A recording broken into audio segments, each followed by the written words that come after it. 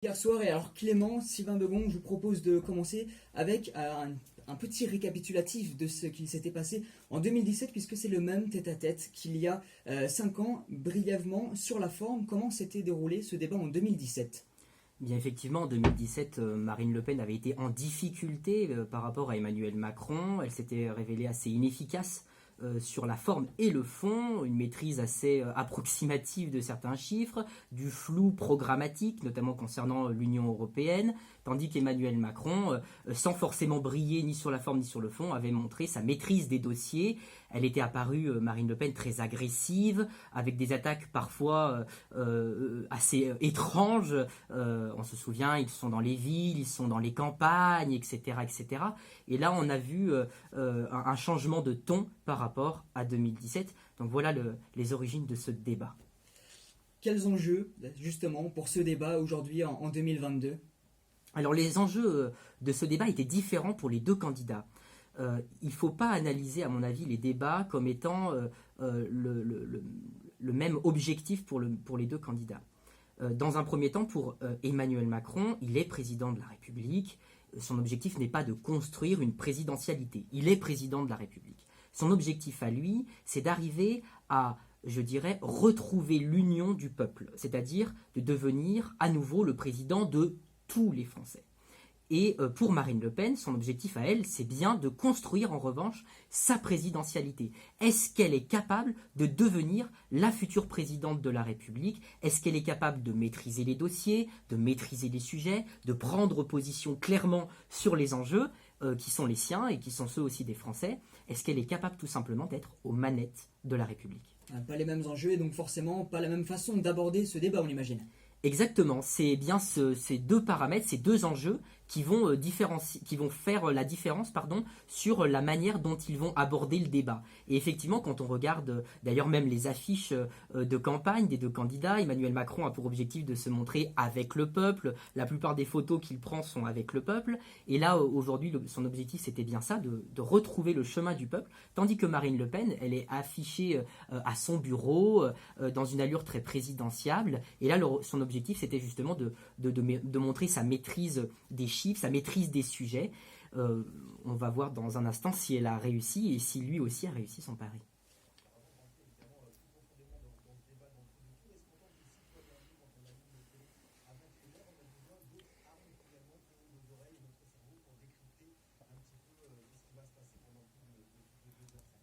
Je trouve que c'est une question très intéressante parce qu'effectivement, déjà avoir des oreilles et un cerveau, c'est pas mal. Non, effectivement, je dis commencer par regarder le débat, c'est déjà une bonne chose. Avoir le courage d'allumer sa télé, avoir le courage d'arriver jusqu'au bout, ça dure quand même plus de 2h45, c'est assez long, il faut tenir sur la durée, ça finit à minuit, donc je pense que déjà c'est une bonne chose. En revanche, il est vrai, et ça c'est le coordinateur du pôle de l'oralité qui vous parle, je trouve qu'avoir aussi des références sur la rhétorique, sur la manière dont on s'exprime, avoir des clés d'analyse sur la manière dont chacun élabore sa stratégie, avoir des clés d'analyse sur quelle rhétorique ils utilisent, c'est-à-dire la manière dont ils apportent et dont ils amènent des arguments, dont ils mettent en route leur argumentation, dont ils mettent en route les procédés d'argumentation. Et bien ça permet d'avoir des clés d'analyse et notamment ce qu'on pourrait appeler l'esprit critique. Est-ce que je suis capable de prendre distance avec mon avis personnel, avec mon ressenti personnel, parfois aussi mes émotions, j'ai de la haine envers ce candidat, j'ai des a priori vers un autre.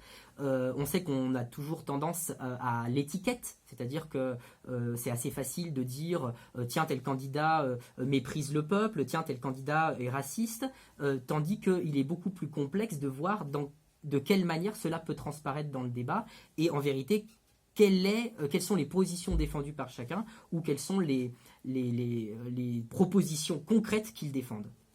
Et alors quelles sont les positions concrètes de ces candidats justement? Quel ton ont pris chacun des candidats pendant ce débat?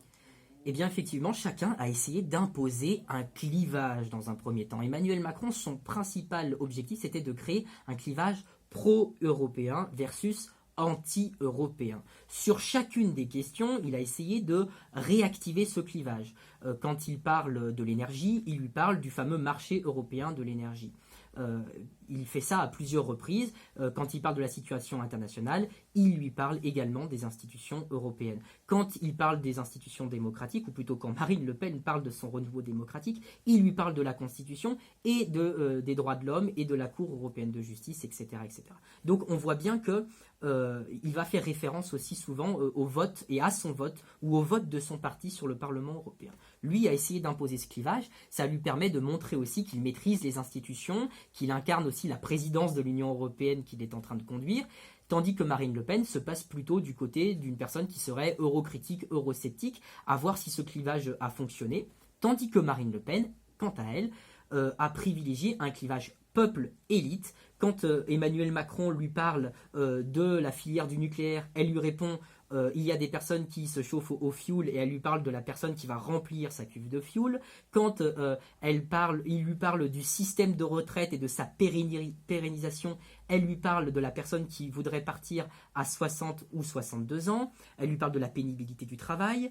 Quand elle parle aussi, parfois, ils ont parlé des emprunts russes, elle lui parle de la personne qui vient récupérer son emprunt à la banque. Et donc, elle réactive aussi à travers certains procédés rhétoriques, comme par exemple des petites appositions dans la vraie vie. Elle se place du côté du peuple. Sur ce plan-là, je peux prendre position assez clairement. C'est réussi pour les deux candidats. Ils ont réussi tous les deux à imposer ce double clivage. Alors ça c'est sur le fond, sur la forme aussi, il y a eu de vraies différences entre les deux candidats. D'un côté, chez Le Pen, beaucoup moins d'agressivité quand même qu'en 2017. Je vous propose d'écouter un petit extrait pour se rendre compte vraiment de cette différence par rapport à 2017.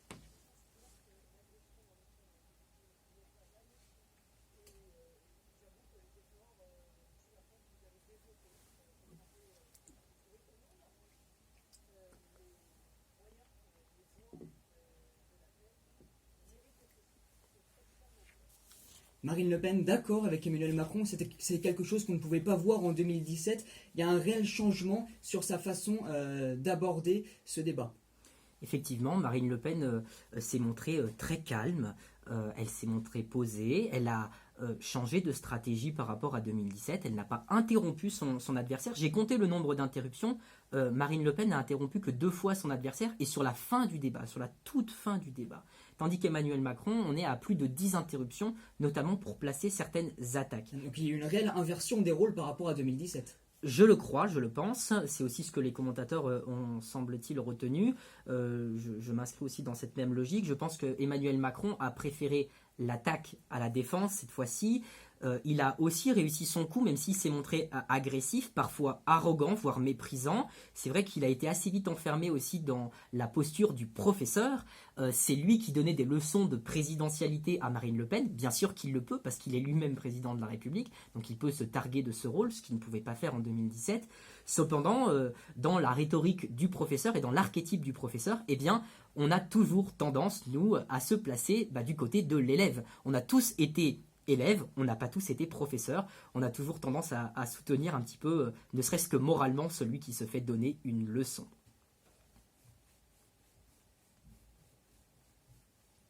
Ah non, non, je pensais, enfin, je voulais te poser une petite question, mais...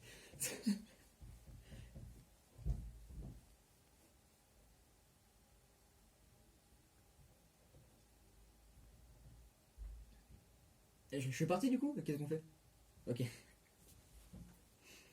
Alors on a bien vu cette position de Marine Le Pen qui a vraiment changé par rapport à 2017. Il y a aussi la question, à travers ces stratégies, d'aller chercher de nouveaux électorats pour chacun des candidats, en particulier l'électorat de Jean-Luc Mélenchon, arrivé 3e au premier tour, et Éric Zemmour. Quelles stratégies ont développé chacun des candidats pour aller grappiller ces voix en plus?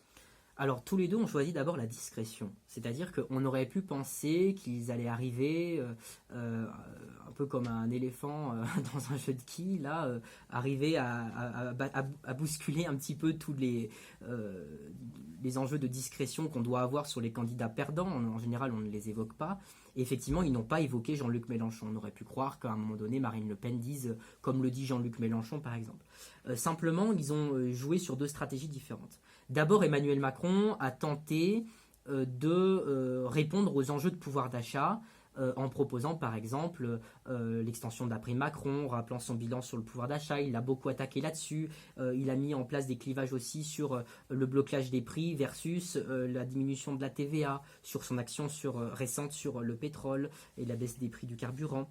Il a parlé du marché européen également, de l'énergie. Donc il a répondu, je dirais, sur les angoisses notamment du pouvoir d'achat dans le peuple français, puisque c'est le thème principal aujourd'hui de la campagne. Et en même temps, Marine Le Pen, elle a joué plutôt dans un premier temps, la confirmation des enjeux identitaires, notamment sur la prise de position sur le voile. On peut d'ailleurs s'interroger par rapport à un sondage qui est sorti fin mars de cette position de Marine Le Pen sur le voile. Elle avait un petit peu hésité, visiblement, dans cette campagne d'entre-deux tours, et elle a pris position assez fermement contre le voile. Dans une enquête qui a été menée notamment pour CNews, qui a été sortie le 23 mars, 61% des Français sont favorables à l'interdiction du voile dans l'espace public, dont 75%, près de 75%, donc 3/4 des retraités. Et on sait que les retraités composent 40% de l'électorat d'Emmanuel Macron. Donc on sent ici qu'il y avait parfois des revirements sur leurs propres électorats. Emmanuel Macron, par exemple, a lui aussi essayé de proposer des extensions du dividende salarié, des exonérations aussi sur ses primes. Et donc, on retrouve ici des propositions d'Éric Zemmour, par exemple. Donc, il y avait déjà une reprise de propositions. Sur la forme, Marine Le Pen a réussi un petit coup, à mon avis, sur le pouvoir d'achat et notamment sur l'écologie. Elle a abordé le problème de l'écologie dans la même dynamique que Jean-Luc Mélenchon.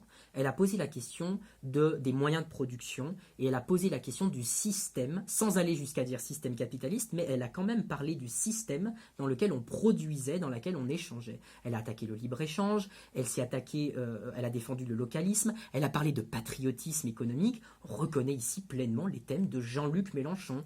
Donc on voit bien que sur le plan de l'identité, elle a semblé confirmer des positions d'Éric Zemmour, par exemple, sur le voile, avec ses référendums aussi sur l'immigration, c'était aussi une préposition d'Éric Zemmour, et sur la forme, une rhétorique qui ressemble à celle de Jean-Luc Mélenchon. Alors si on revient un petit peu sur la forme qu'a adoptée Emmanuel Macron dans ce débat, il y a eu une réelle volonté de s'imposer en hauteur par rapport à Marine Le Pen. On va écouter un petit extrait. Finito. C'est quand même une expression très familière. Le but là, c'est quoi? C'est d'utiliser du familier, même sur des sujets complexes, pour montrer qu'on maîtrise totalement. Alors il y a effectivement le fait qu'il est très à l'aise. C'est-à-dire qu'il était très à l'aise, voire trop. Il a montré qu'il était dans son costume, dans ses habits du président. On avait plutôt l'impression d'avoir ici Marine Le Pen comme une sorte de porte-parole ou de syndicaliste du peuple qui viendrait lui faire des revendications sur ce qui s'est passé il y a 5 ans ou pendant les 5 ans. Et Emmanuel Macron, dans sa posture de président, qui est en train de disposer ce qui est juste, ce qui est bon, ce qui est possible, ce qui est impossible. Et c'est lui qui attribuait les bons points. C'est la figure du prof dont j'ai parlé tout à l'heure. Et cette figure est à double tranchant. Oui, ça lui permet de montrer qu'il maîtrise énormément les dossiers. Parfois, il allait vite, très vite, trop vite. On comprenait qu'il avait raison, ou en tout cas que sa démonstration était juste, mais nous-mêmes ne pouvions pas forcément faire la même démonstration que lui. Marine Le Pen était plus calme, avec un phrasé très lent. Beaucoup de lenteur de la part de Marine Le Pen dans son phrasé, ce qui nous permettait nous de la suivre, parfois lui donnant une allure un peu robotique et hésitante, à savoir de quel côté on se place. On voit qu'il y a aussi le double tranchant, à la fois cette posture professorale et de l'autre côté cette posture plus tranquille, plus sereine, plus apaisée aussi de Marine Le Pen. Je précise également que sur le plan de la rhétorique, on se rend compte que Marine Le Pen n'a pas du tout parlé des sujets comme l'immigration, elle n'a pas parlé du fondamentalisme islamique en dehors des sujets de la sécurité, de l'immigration. Là aussi, un changement de posture. Elle a parlé de thèmes en parlant des thèmes et ne faisant pas de l'immigration et de la sécurité le thème finalement central de sa campagne.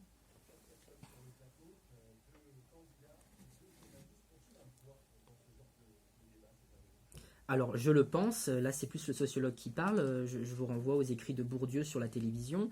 On sait très bien que le cadrage journalistique est très important, c'est-à-dire la manière dont les médias vont mettre en lumière certaines situations. Et j'alerte notamment les Français qui nous écoutent sur le pouvoir médiatique et sur notamment la manière dont les formats sont organisés. L'ordre des questions, les thèmes d'immigration et de sécurité qui sont des enjeux numéro 2 et numéro 3 parmi les Français arrivent en tout dernier dans le débat, tandis que des questions un peu plus secondaires concernant par exemple le numérique, qui n'est pas du tout un thème classé parmi les 10 en fait des sujets présidentiels, arrive en 3e position. Donc il y a déjà ce pouvoir-là.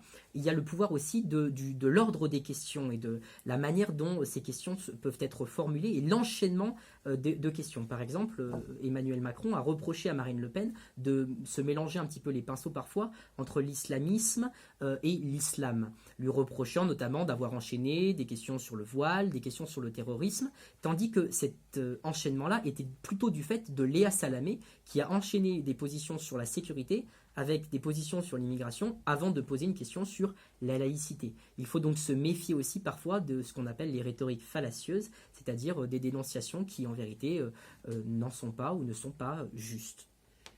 Il est temps maintenant de faire peut-être un petit bilan de ce débat. Est-ce que les stratégies escomptées ont été respectées par chacun des candidats ? Alors effectivement, Emmanuel Macron a joué sur son clivage européen. Il a essayé de faire des contre-pieds sur Éric Zemmour avec des propositions.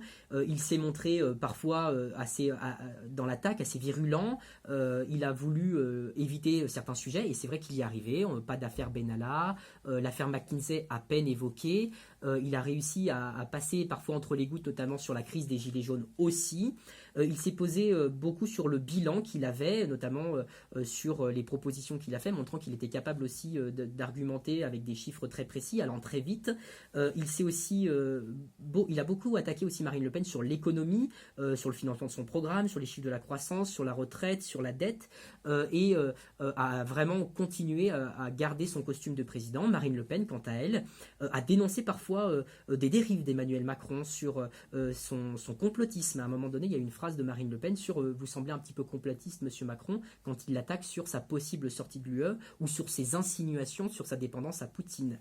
Elle s'est montrée aussi beaucoup plus dans l'empathie, c'est-à-dire que Marine Le Pen avait une rhétorique qui était beaucoup plus basée sur le pathos, c'est-à-dire les émotions, tandis que Emmanuel Macron était beaucoup plus une rhétorique du chiffre.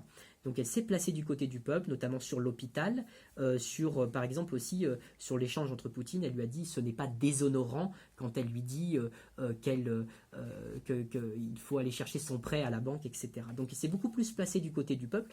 À savoir maintenant qui a gagné le débat, eh bien la question est désormais posée. Est-ce que vous préférez le clivage européen versus anti-européen ou est-ce que vous faites confiance au clivage peuple versus élite? Là, ça sera à la discrétion de chacun de savoir de quel clivage on pose et puis de quel côté on se range.